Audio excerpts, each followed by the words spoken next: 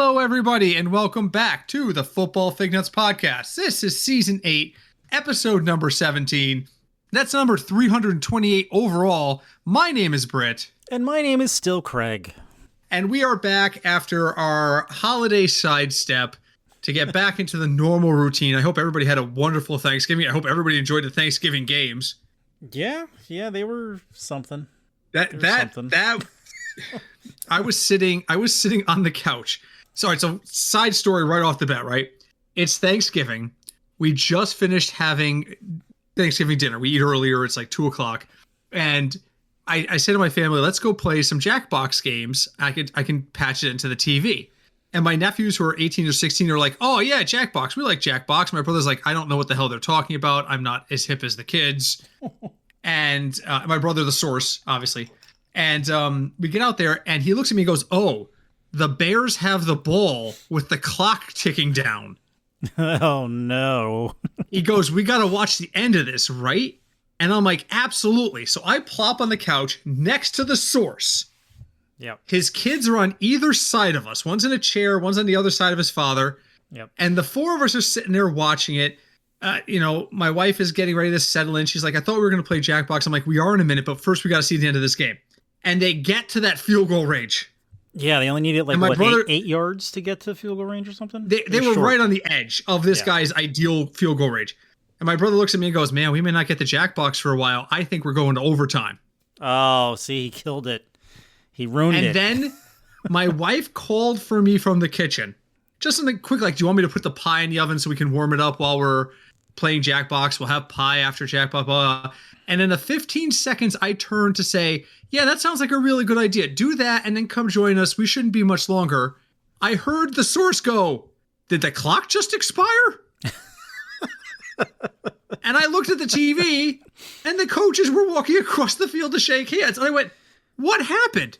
And I looked at his face and he was the most confused I think I've ever seen him look. And he went, they tried another play instead of trying the long field goal? And one of his kids goes, well, how long would the field goal have been? He's like 58 yards, maybe? And we all just kind of looked at each other. And then me, being the eternal optimist, went, well, at least now we get to play Jackbox. But it was like the weirdest end to a game I've ever seen. Yeah, he should have called a timeout. At least, one? You know what? They had a timeout. They just didn't call it. Wow. He just let the clock run. But at least you weren't at Sean's house watching that. Oh, God. Because you would have man. had to avoid stuff being thrown everywhere. So Sean's house would have been a unique experience because they would have been getting ready. They eat a little later, if I recall. They would have been getting ready to eat, and Sean would have watched this. And that's when his mom's boyfriend would have come upstairs while Sean was ready to explode and run into the living room and go, did you see that? Oh my God. And then Sean would give him the look like, I'm going to murder you if you don't get out of my face right now. Yep. And then the Giants game was on. I'm going to tell you, I didn't watch a minute of Dallas versus New York. Not a minute. Didn't miss much. I didn't watch a minute of it. I played Jackbox with my family, and I kicked him out, and I took a nap. Good plan. And then the Dolphins played the Packers. Yeah, I watched the first half of that. Dolphins are terrible in sub 40-degree weather, so they lost. I cannot figure the Dolphins. The Dolphins are easily the most talented offensive team in the league. Yes, they have more talent from top to bottom than the Kansas City Chiefs. I will go to my grave with that in mind. And they cannot seem to figure their shit out. No. Name a team with a better 1-2 running back than Miami has with an A-Chain and Mostert. Who's even close? Well, it would have been the Chargers till Dobbins broke himself again. Yeah, but Dobbins is dead. Yes. And you can make the argument that Dobbins wasn't as good as Mostert. You can make that argument. But yeah, and I'm not saying they're the best, but I'm saying, in terms of the top two on any team, they're amazing. Tyreek Hill's the fastest man in football. Devontae Parker can catch the ball. I don't understand. It defies logic how bad this team looks at times. Yeah, sometimes even with Tua playing, they don't look like they know what they're doing. And especially in the cold. Exactly. Historically, the Dolphins have never been good in the cold. Correct. Unless we're talking the 70s Dolphins when everyone played outside all the time. But yes. But since then, the Dolphins are not good at the cold. I cannot figure the Dolphins out. I've gotten us way off track. We haven't even started with our beers yet. Craig, what are you drinking tonight? So tonight I'm drinking a Coke Zero with lemon because my allergies are stupid. Because I have indoor allergies and outdoor allergies, so I win the allergy lotto. Yeah, I'm mostly seasonal. I haven't had to take my pill in like a week or so, but there are days where I feel it really, really bad. So I totally get that. Oh, then I'll pop this for the two of us. Hold on. Oh. This is a Super Hop by Stillwater Brewing. Stillwater Brewing. Have I had that before? It is. They're 12%. Oh, okay. It's an extraordinarily hopped, unfiltered West Coast IPA at 6.9%. I got a box of the 12 beers of Christmas. Oh, perfect. Which is, if you don't know what I'm talking about, there's a brewery collaborative here in Connecticut called 12% Brewing in North Haven, and it's a bunch of smaller breweries or guys who have graduated from homebrew to actually distribution, but don't have the array or the line to open a brewery. Like, opening a brewery is expensive. It's expensive. Fucking expensive. So these guys all came together and said, what if we literally started a collaborative where everybody pays for the time and space that they use? And there's like 6 or 7 breweries that brew out of there. Well, every year, right after Thanksgiving, they do boxes called the 12 Beers of Christmas, where they literally go through the warehouse and grab everything that they haven't shipped out in like the last 6 months. So the beers is still relatively fresh, but you can get anything. Sometimes you get rare releases. Like one year, my wife got a rare Abomination release. You get 1 can of all these different beers. And there's a lot of overlap between the boxes. You know, my wife gets a box, I get a box. But it's a great way to try different beers. So tonight this is one of the beers from that. This is Super Hop by Stillwater. Let me go in and see how this is. Drum roll. And the answer is... Oh my God, it's dry. Oh Lord. See, times like this is when I miss having new beers with Britt when he's in front of me. It is actively sucking the water from my body. Like I could hear a vacuuming sound in my ears. Perfect. Whoa. Okay. What hops are in there? That's a great question. Did they not list their hops? They did not. Oh, boo. Oh, if I had to guess, it's very not juicy, so it's not Citra. I'm getting some Nelson. It's not Idaho, is it? It could be Idaho. It could be Nelson. It could be Idaho. It could also be Mosaic. All right, hold on. I'll look it up. We'll do it live. Stillwater Super Hop. Oh my God. Oh, am I over 21? Last time I checked. Okay, here we go. What to expect? Bright? No. Tropic? No. And juicy? Absolutely not. This beer was brewed 3 years ago. It was first brewed in 2021. Is that when the can's from? They use a thick, ethereal-rich wine yeast hopped with Mosaic, Nelson Sauvin. I got 2 of them right. Nice.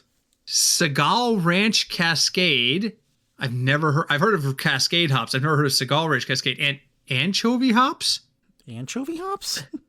That is a blend. All right, so I got 2 of the 4 right.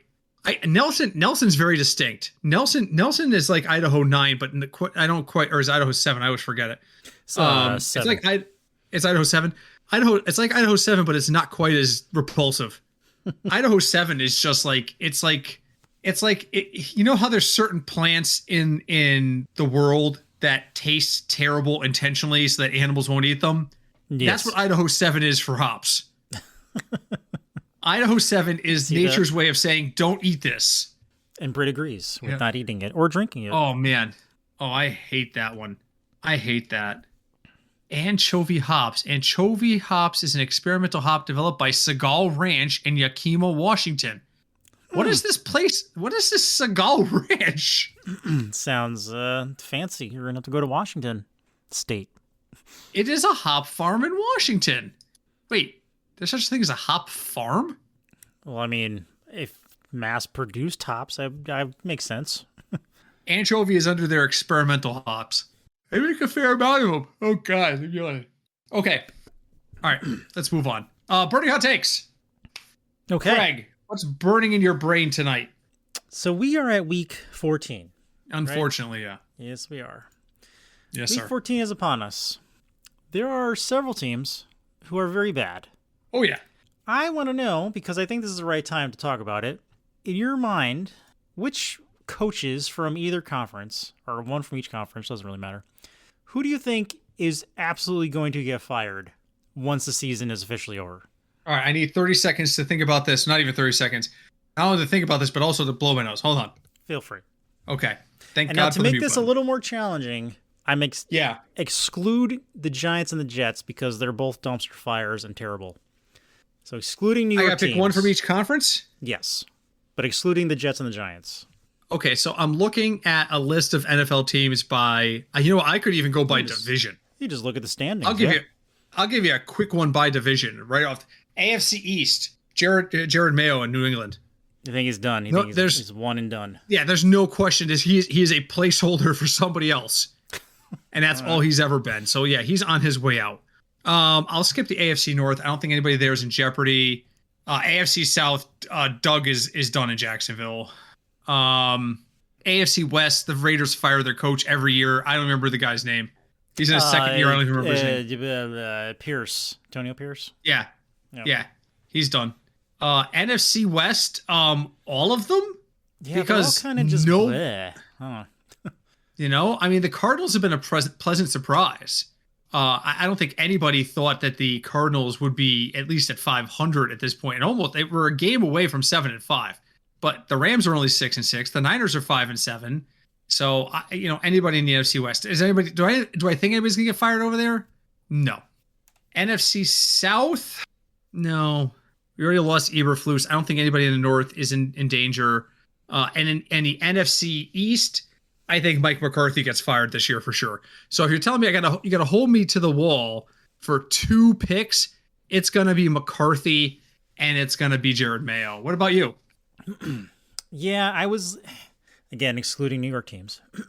I was really thinking McCarthy because Jerry Jones and the Dallas Cowboys have spent a lot of money on their franchise quarterback and they've won nothing. Yeah. And he's hurt now. Yeah. So I do think McCarthy is going to be gone. And then for the AFC, I don't know. It just doesn't look good for Doug Peterson. I mean, no. How many years do we have to keep saying the Jaguars are going to be good and they are not good? But this is the thing too with Doug Peterson. He goes a place, he has an instant impact. The team's on the way up. It has like 2 years, and then you get to year 3 and you're like, this is the year they break through, and it all falls apart. This is his pattern. What is this, his 4th year in Jacksonville? You had to look it up. I think so. Because he didn't draft. No, what was it? 3rd year. He didn't draft 3rd or 4th. Because he didn't draft Lawrence. That's when Mr. Drunk guy was there. What's his name? Is it me? No. The other drunk guy. No. Like, I'm looking at ESPN. There's an article from yesterday. Why the Jaguars placed Trevor Lawrence on injured reserve. Because they stink. There is no reason for him there's no reason to play him right now. No. He's got 2,000 yards passing. Your leading rusher is Tank Bigsby. Urban Meyer. That's who it was. Urban Meyer. You know what? There's the next trivia challenge. I want to do the exact same thing, but with head coaches. Oh my God. That would be Each difficult. team, you got to name one head coach. You take point penalties for every game they coached, and you lose 50 points for every playoff appearance or postseason award that coach won. All right. Okay. All right. So let's 10 seconds. Let's do that really quick. You obviously know the Bengals better than anybody. Who would the Bengals coach be? Oh man. Oh damn it. What's his name? He used to coach the Jets. I got the name in my head for the Chiefs, but I gotta look it up to make sure I get it right. He has glasses. It was after Sam Weish. Damn it. Can't remember Sam Weish is a good one too. Oh, see, well, he was there for a long time, so I don't know if that's how we're scoring it. Then he wouldn't be a good Wow, choice. did he really coach 45 games? Who? The guy I'm thinking of, Todd Haley. Really? Oh my God, they made the playoffs one year under Todd Haley. That would be a 95-point pick. Bruce Oh, my Coslet. Lord. That's what I'm thinking of. Bruce Coslet. Yep. That's who it was. I'm sorry. That's just, oh my God, I was forgot. He was 29. I'm sorry, 21 and 39 over 4 seasons. 21 and 39. So that's 60 games. Yep. Wait. He came back. He started at the Bengals and came back. Oh, he was under Sam Weish. Yep. Then he left. Oh. He coached the Jets. Yep. And then he came back in 1994 to do offensive coordinator, became the head coach in 1996. Yep. Oh, my Lord. That's awesome. That is awesome. He coached a total of, yep, you're right, 60 games. They never finished better than third. No, they were bad. That was the beginning of the dark times. Oh my God. All right. So I'm going to count that as my my burning hot take, because I think we've reached that point in the season where people know what they're going to do. I mean, it's week 14. It's playoff time, guys. In most leagues, the playoffs start next week. I know. When I left my damn trophy at your house. Damn it. I know. I have reclaimed it and put it back in its place of honor. You had your chance, and now it lives here again. All right. The next time you come over, you can try to claim it. But I mean, I took it down. I dusted it off. I did everything I needed to do, and you just didn't take it. So that's not on me. No, that's me. Not It's on all me. me. So, all right, let's move on. We want to keep this episode relatively brief because poor Craig is dealing some really nasty allergies. So let's torture him with America's favorite game. Yes. America's favorite game is where we try to find value in games that have a 50+ over/under and try to avoid using players in an under 40 because, you know what? If you score points in real life, you probably score points in fantasy. That's right. Craig, good news for you this week. There is only one game over 50, and it is the game that is about to start while we're recording, which is Packers at Lions. So you don't have to look for anything over 50 tonight. There it is. I win. Done. No, but there is one game under 40. Ah, damn it. All right. It is a 39.5. Oh, God. You get 3 strikes. What is the most avoidable matchup on the schedule this week? All right. The first game my eyes are going to is the Jaguars-Titans game. And Craig wins it on the first shot. Wow, Jags look at Titans that. is a 39.5. There is no reason on earth to use anyone on these teams. If you go onto a website and do like a captain's draft where you can only pick Jaguars and Titans, Pick their you defenses. still shouldn't pick any Jaguars and Titans. Yeah. Pick defenses their and defenses. kickers. You want to win a GPP? Here you go. Put in their kickers, their defenses, and the backup quarterbacks and hope that it comes true. And then when you win the Millionaire Maker, send me at $5. You know what? I might do that. I might do that this week. I'm going to put in a GPP bet. Okay. And I'm just going to use the kicker, the defense from both teams, and the backup quarterbacks. The question is, who do you put as the captain? Probably the Titans defense, right? Yeah, the Titans defense. All right, I'm going to do it. I'm going to fucking do it. I'm either going to score 200 points or 12. Exactly. So, hey, that was the shortest America's favorite game of all time. Congratulations. Yeah, they rolled a record. There we go. All right, let's talk some value plays this week. Let's move this along so poor Craig can go to bed. Quarterbacks. I'll tell you that these last 6 weeks, I have been on a roll and a half. I have cashed in a positive manner all but like one of the last 6 weeks. Really? I have made such a comeback. Oh, yeah. Well, I lost like 5 of the first 8. I was terrible at the start of the season, but I have absolutely leveled out. I'm very happy with where my picks are. So that being said, this week I'm looking at value quarterbacks, and Will Levis jumps out. The reason Will Levis jumps out is he's only 5,700. Is that enough for me to use Will Levis? Absolutely not. So I look down the list. I'm like, how about Kyler Murray at 6,300? in a game that's going to be really important because it's against Seattle, he might be a really nice play at 6,300. Other options I have. Did your prices change? I just looked, and Kyle Murray is 6,000. Oh, I'm reading the wrong box. You're right, 6,000. Sorry. Oh, okay. 6,000. 6,000 is even better. That's even better.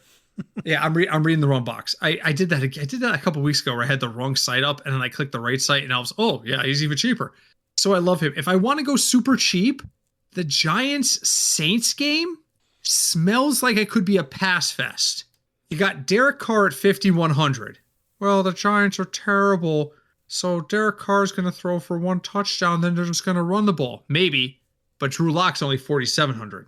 And if Drew Lock has to throw 55 passes, that might give him some value.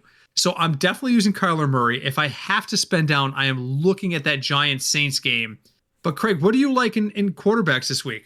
This week, I think I agree. I do like Derek Carr because he's only 5,100 and he's playing the Giants, and their defense it's there. I mean, it's better than the Bengals defense. But he's cheap. It's only a problem if they're up like 38-0 at halftime. True. That's it. But if Derek Carr, if they're up by 3 or 4 touchdowns, you got to think Carr threw at least 2 of them. Yeah, that's true. I do like the Arizona-Seattle game. So Geno Smith, he's only 58, and like you said before, Kyler Murray is 6,000. Now here's a question for you: if you want to pay up, in your opinion, would you rather pay 6,400 for Baker playing the Raiders, or Jalen Hurts at 7,800 who's playing Carolina? Oh, yeah. For me, it's utilization. I probably go with Jalen just because they seem obsessed in every situation with getting him as many rushing touchdowns as possible. True. That's a valid point. Like how many rushing touchdowns does he already have this year? Like 10 or 11? I don't know. I'm going to tell you. Pro 12. Football Reference. 12 in 13 weeks. Yes. He's got 12 rushing touchdowns in 13 games. He's had multiple... two against. Yeah. He's only had 2 games where he hasn't scored a rushing touchdown this year. New Orleans and Washington. And both those games were wins. He had 3 rushing touchdowns versus the Bengals. So... I still can't believe they lost to freaking Philadelphia. Freaking Atlanta early in the season. Like, Jesus Christ. This team was 2-2. They were. They turned it around pretty well, actually. They only put up 16 points against the Bucs, and they haven't lost since then. Well, yeah, but look at their schedule. You're right. Cleveland, the Giants, Cincy, which is a decent team, Jacksonville, Dallas, Washington, the Rams, and Baltimore. You could make the argument that until they played Baltimore, they hadn't played a decent team in 5 weeks because their decent team before that was Cincy. And the Cincy defense, as you have openly acknowledged, is not great. Yeah, they're terrible. But my God, he just keeps scoring freaking touchdowns. This past week, I logged on to DraftKings, the sports book, and it was like Touchdown Kings. It was a 5 or 6 leg parlay. All of these players have at least 10 rushing touchdowns. And it was like plus 3,000. And I'm like, there's no way I can predict accurately 6 guys that are all going to get touchdowns. So I took a couple of them. Derrick Henry was one. I took him off the list. But I narrowed the list down. It was Jalen Hurts, Saquon Barkley, and James Cook. And it hit. I was like, no, I don't trust this guy. I don't trust this guy. I don't trust this guy. But I trust these 3 are going to get in the motherfucking end zone. And I did. I hit. It was only like plus 600 at that point. But I don't care. Money is money. So yes, to answer your question, I'll take Jalen over Baker there just because Jalen's probably going to get a rushing touchdown or 2. They seem obsessed with trying to force him in the end zone more and more frequently. So I'll take the points. All right. Cool. I'll take the points. And Jalen Hurts is very quiet. Can we just have a quick conversation? Jalen Hurts is quietly having an MVP year. Yeah, he is. He is. Very quietly having an MVP year. Yeah, as long as they don't have to play the Buccaneers in the playoffs. I mean, he's only thrown 5 interceptions. 4, 6, 8, 10 to 14 touchdowns. 14 touchdowns to 8 interceptions. he's got almost as many touchdowns rushing as he does passing.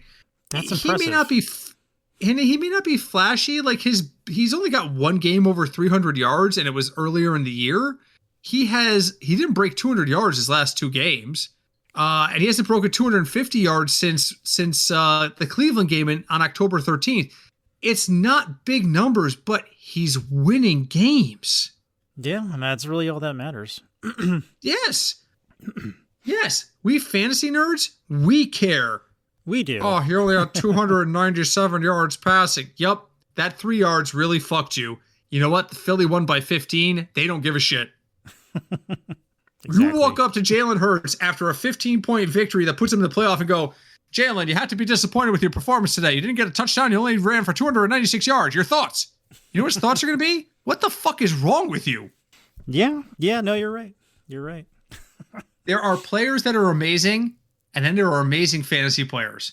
Yes. Jalen is not necessarily an amazing fantasy player, but he is a really his numbers are MVP caliber. Yeah, just like I'll say it just to bother Cinch. Tom Brady was not a good fantasy quarterback. Tom Brady won me a championship, so I got to be nice.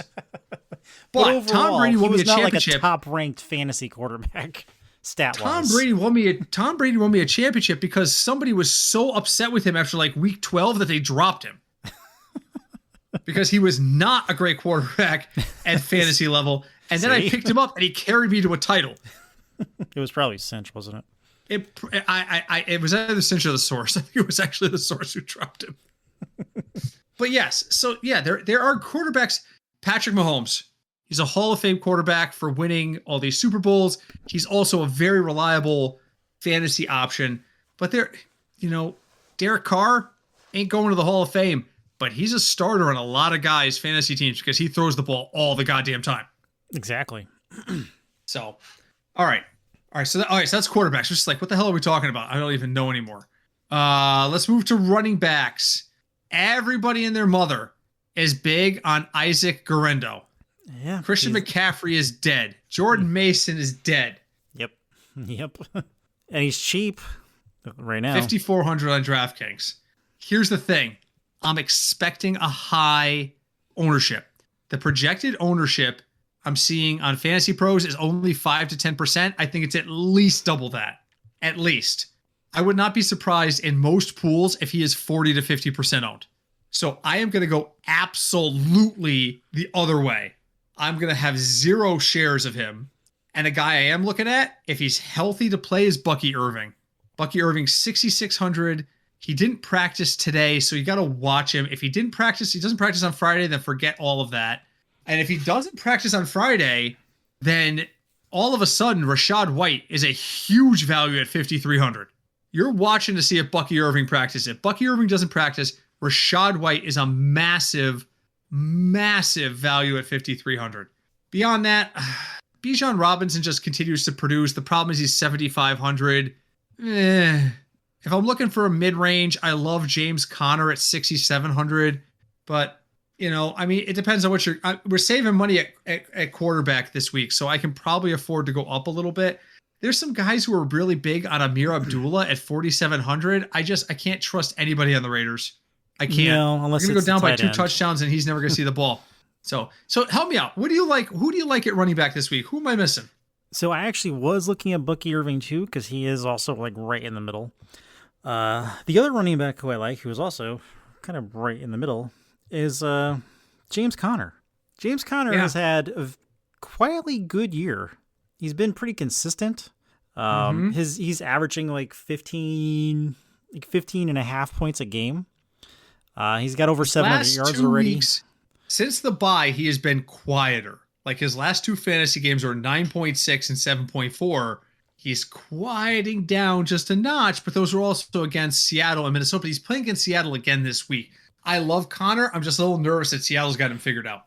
No, that makes sense. And then if you want to spend, if you want to spend some money, you could, because everyone is hurt or injured. Everybody's dead. You could look at James Cook, though he's 7,400 if you want to spend that much. He had over 100 yards last week and a touchdown, but it was on, like, he got most of those yards on a really long run that he broke out of. So that's someone else to look at. James Cook. I really love James Cook. It's just so expensive. Yes. I think I'm gonna say something very, very controversial right now. I think Buffalo's going to the Super Bowl this year. Yeah, and it's only controversial because I'm a Chiefs fan. True. I mean, I could see it.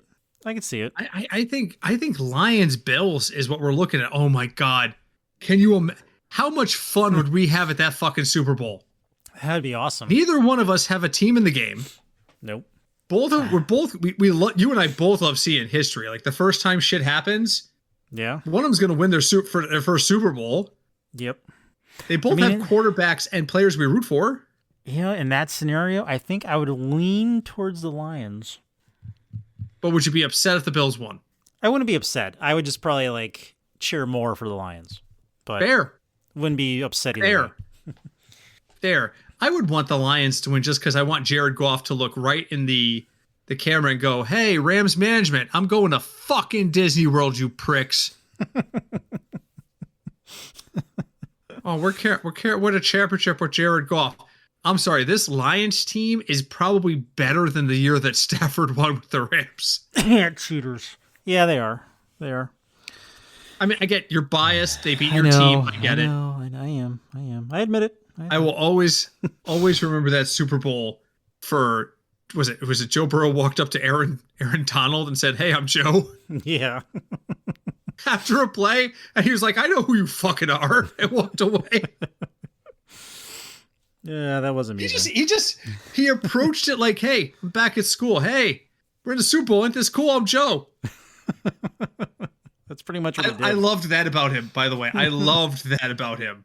There is a boyish glee, win, lose, or draw, to Joe Burrow. Joe Burrow just has this, "Hey, dude, I am going home and sleeping on a bed full of money with a supermodel quality wife, whether I win this or lose this. And you know what? I don't care because tomorrow I'm going to get up and do it fucking again. So this is life." So yeah, let's have fun out there. Yeah, exactly. He has that quality to him. It's a border, and it's not, "Oh, I hate guys who don't try hard." Oh no, Joe Burrow tries hard. He just understands he's not going to win every single game. No, not with this team, anyway. Any team. He understands it. All right, moving on. Wide receivers. Jacoby Myers is 5,600. Will you use him? No. I will use Drake London at 6,400. As inconsistent as he's been, he's still one of the best options out there. And you want to talk about inconsistent? Let's talk about Jawan Jennings. Remember him? Yeah. Okay. Try that again. Take two. Jawan Jennings in week 2 had 4.7 points against Minnesota and then 41 against the Rams. How's it? After the bye, he had 12 points against Tampa, 20 points against Seattle, and then 6 points against Green Bay, 7 points against Buffalo. This dude gets since the bye, has gotten 90% of the snap share and has still been all over the goddamn map. So his value stays low. He's only 5,200 because you never know what you're going to get out of him. But I love that. So I'm going to have a lot of shares of Drake London, a lot of shares of Jawan Jennings, and then use that extra money to pay for somebody who is like, I don't know, good, like Justin Jefferson, because Minnesota's playing Atlanta and that game is important. Yeah. Wait a minute. Minnesota's playing Atlanta? Yeah, you like that, don't you? I do. How is that game not over 50? Because Kirk Cousins last week was old Kirk Cousins, and he did not play very well through multiple interceptions. Oh, I love Justin Jefferson at Atlanta. I love it. They're the 25th ranked defense against wide receivers. Yes. Atlanta can stop the run, but they can't stop wideouts. No, and the Vikings defense is all zone. So yeah, I am going bargain basement and gonna use Jawan Jennings so that I can get Drake London and Justin Jefferson into my lineups. There, I said it. What do you got? He said it. Or Darnell Mooney. Yeah, moving on. I know we said we weren't going to pick anyone from this game. However, I think Calvin Ridley, because he's playing Jacksonville, has a good chance having a good game. He's only one. He's only $5,700. He's cheap. He's cheaper than George Pickens, who is $6,800, who I'm also considering because George Pickens is playing Cleveland. Here's the problem. So he has had 3 games all year over 15 fantasy points. Mm-hmm. In week 2, he had 22.7 against the Jets. In week 8, he had 17 and change against Detroit. And against the Chargers, he had 22.9. When he plays bad teams, they don't seem to utilize him. He had 2 points against Miami. He had less than a point against Indianapolis. He only had 9 points against the Patriots. So, yes, it should, on paper, this looks like a no-brainer. But historically, they've used him more in games where they're struggling than when they're not. Yeah, I agree with you. I think it's a good play. I look at the stats and I'm like, why is he only feasting against good teams? The other person who I was looking at, who was also 5,800 because he's coming back this week, is Devonta Smith. Ooh, he's back this week, is he? He's back this week. He's only $5,800. Might be a good play against Carolina if you clearly can't afford A.J. Brown, who was $8,100. Yeah. I'm sorry, I don't have it right in front. Oh, Philly's playing Carolina. Yeah. Oh, I don't know how much they're going to need to pass. You could have that might be a good reason. Jalen Hurts, Devonta Smith combo. Might be a better, Carolina's probably, excuse me. Sorry, I'm hitting the wall. Carolina's probably preparing more for A.J. Brown than they are for Devonta Smith. True. To your point, Devonta Smith might be the pick. What about Ray McLeod at 4,500? This dude, I can't figure him out. Yeah, sometimes he's there, and sometimes he's not there. He's only got 2 games over 11 points, but they've been in the last 4 weeks. And his snap share has been over 90%, has been over 80% since week 2, and has been over 90% most of the season. Like, he's out there a lot. Against the Chargers, he was out there for 95% of the snaps. Wow, that much?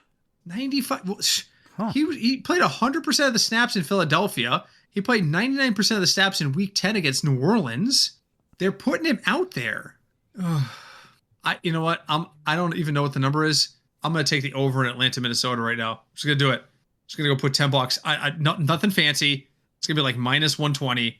Here's $10. It's going to go over. In the tight end realm,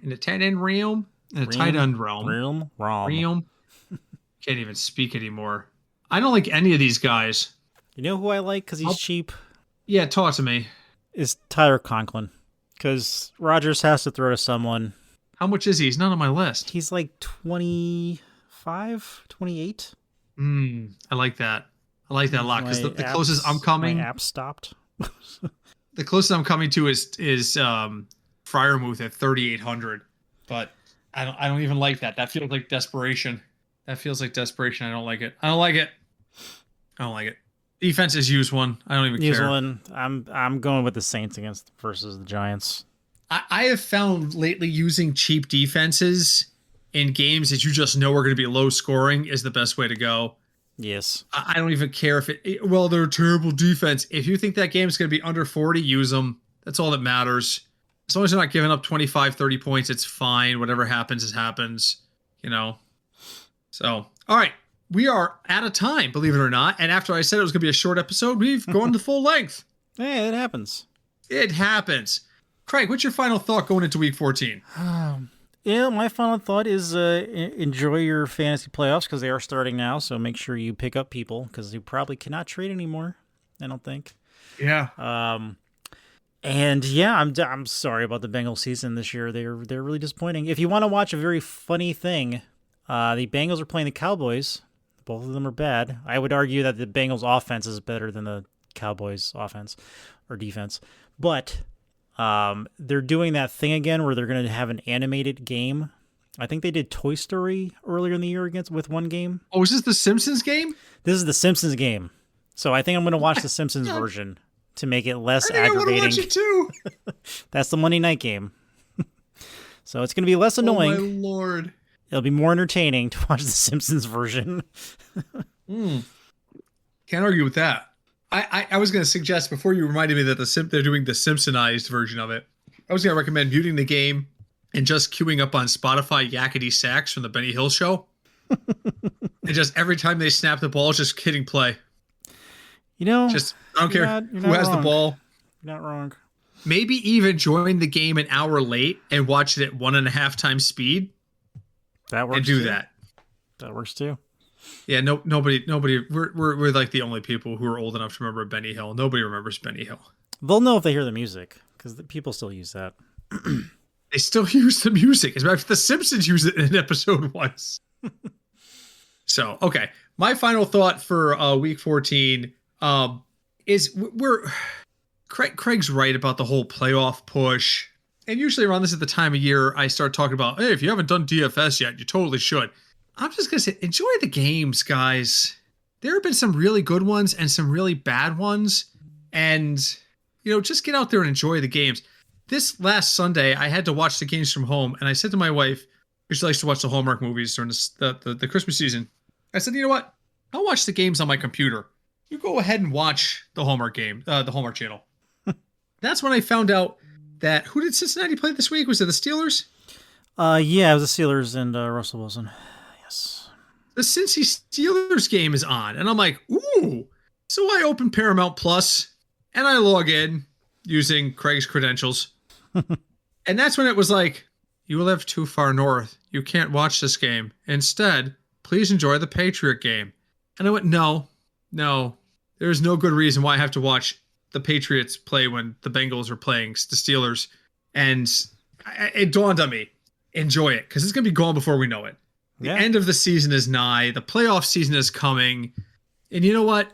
If you turn on the TV and the game on is crappy, like you got to watch Bucks at Raiders, then you know what? Or Niners at Bears. Turn the TV off and go spend time with your family. Or read a bloody book. Holidays. Read a book. Read a book. Oh my God. That show, The Tick, was ahead of its time. The animated one, not the one that John loves. The live action one was even though we have friends who are like, it's the greatest show ever made. No, it wasn't. It was amusing. But cartoon was better. It was amusing. You know what is the greatest show ever made? The Football Fignuts podcast. Did you know how you can recognize that? By leaving us a 5-star review wherever you found us. Apple Podcasts, Player FM, wherever you found us. Please leave us a review. It really helps the podcast out. You can also reach out to us. We're available at fignutsdfs@gmail.com. Again, fignutsdfs@gmail.com. We are also on Facebook. We are the Football Fignuts podcast on Facebook. And I am in the process, because I'm slow and lazy, of getting us onto Blue Sky, because I'll be cold and dead in the ground before I touch Twitter again. Yeah, oh my God. yeah. I just watch clips that people post from Twitter, but that's about it. I don't even do that. If you guys send me like breaking news from Twitter, like there's analysts who will break something on Twitter, like such and such is out. All right, I don't click it. I don't read the comments. I don't go there. I don't touch it anymore. I can't. It's too much of a cesspool of political nonsense. So, yeah. All right. So with all that being said, we will be back next week, week 15. If you're not in your playoffs now, you probably will be next week. And we will start breaking things down and looking at more DFS plays. Until we speak with you guys next week, thank you so much for joining us. Until we speak, my name is Britt. I'm Craig. And we are the Football Fignuts podcast. Hi, Deb.